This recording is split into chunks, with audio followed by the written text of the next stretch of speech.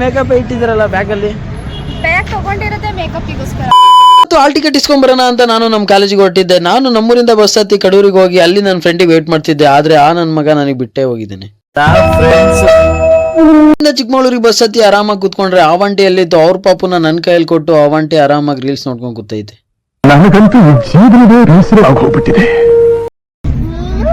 ಇದ್ಯಾರು? ಏಯ್, ನೀನ್ ಯಾರು ಅಂತ ಇನ್ನೆರಡು ದಿನದಲ್ಲಿ ನನಗೆ ಗೊತ್ತಾಗಬೇಕು.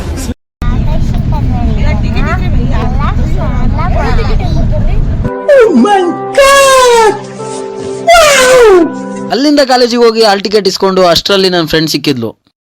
ನೋಡಿ ಗೈಸ್, ಹೊಸ NIT ಬ್ಯಾಗ್ ತಗೊಂಡಿದ್ದಾಳೆ.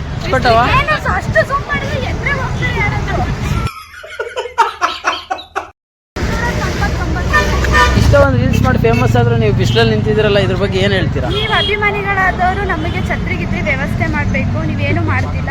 ಅದಕ್ಕೋಸ್ಕರ ಕ್ಯಾಮ್ರಾ ದಿಸ್ ಸೈಡ್ ನಂಗೆ ಅಲ್ಲಿ ಕಂಡ್ಬಿಡಕ್ಕಾಗ್ತಿಲ್ಲ, ಬಿಸಿಲಿದೆ, ಸುಮ್ಮನೆ ಇರೋ. ಸೂರ್ಯ ಅವರೇ, ಇದಕ್ಕೇನು ಉತ್ತರ ಕೊಡ್ತೀಯಪ್ಪ ಮಿಸ್ಟರ್ ಸೂರ್ಯ? ಮೇಕಪ್ ಇಟ್ಟಿದ್ರಲ್ಲ ಬ್ಯಾಗಲ್ಲಿ ಬ್ಯಾಗ್ ತಗೊಂಡಿರೋದೇ ಮೇಕಪ್ಪಿಗೋಸ್ಕರ. ಇದು ನಮ್ಮ ದೇಶ ಅಂದ್ರೆ ಏನಿದು?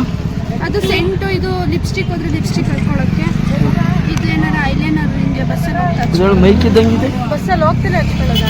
This is not a mic. Mic, ಸಣ್ಣ ಮೈಕ್. ಇದು ಲಿಪ್ ಲೈನರ್, ಬಸ್ಸಲ್ಲಿ ಹೋಗ್ತಾ ಹಿಂಗೆ ಹಚ್ಕೊಂಡು ಈಗ ಅವಾಗ ನೀರು ಕುಡಿಯುತ್ತೆ. ಈ ಸರಿ ಎಕ್ಸಾಮ್ ಆಗಿ ಪಾಸ್ ಆಗುತ್ತೆ. ತೋರಿಸಿದ್ರೆ ಅಂತಂತರ ಪಾಸ್ ಅಲ್ಲಿಂದ ನನ್ನ ಫ್ರೆಂಡಿಗೆ ಬಾಯಿ ಹೇಳಿ ನಾನು ಕಡೂರಿಗೆ ಬಂದು ಟ್ಯಾಬ್ಲೆಟ್ ತಗೊಳ್ಳೋಣ ಅಂತ ಮೆಡಿಕಲ್ಗೆ ಹೋದೆ.